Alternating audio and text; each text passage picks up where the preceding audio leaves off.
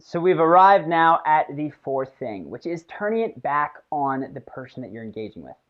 And I don't want this program to feel like this is all about me, me, me, and I've got to be cool and fun and fun. Like the whole point of this, and the reason that we don't put this first, is because the goal is to actually make a connection with the other person that both of you will remember. And unfortunately, by just focusing purely on them at the beginning, you don't allow yourself to do that in a lot of cases because they don't know enough about you to care.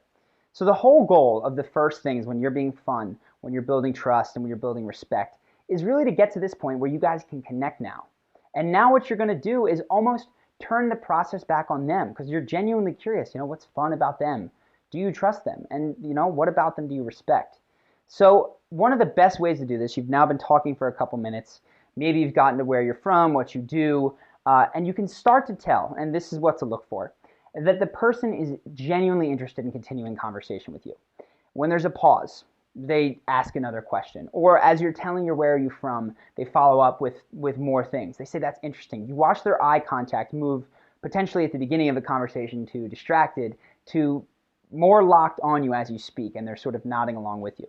This is where you know that they're interested in you and is a great time then to flip it and turn the focus back onto them. Because what you've done at this point is you've shown them that you're a person worth caring about. So they're going to want to show you the fascinating things about them, and now you can actually connect. So I like to think of this tip as just doing it exactly in reverse. So now you're going to find out what's fun, what you trust, and what you respect in them. And one of the best ways to do that is you're talking and go, I've been talking for a while, man. You got to tell me, like, what's your story? What are you about? And I like to keep that question very, very vague because it allows them to take it whatever direction they want. Now, this might be daunting for some people. What they'll oftentimes answer is, well, like, what do you mean, what's my story? I'd be like, honestly, answer it in the way that you find most interesting, because that's what I'm curious about. And they can then talk to what they do. It also is a bit of a challenge for them, so they sort of work a little bit for your approval, kind of sneaky, but it works very, very well. And honestly, you'll get to topics that they care about.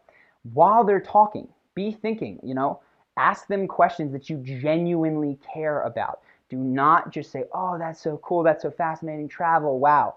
Add your own stories to this. This is more the expert conversation part. We'll go into this.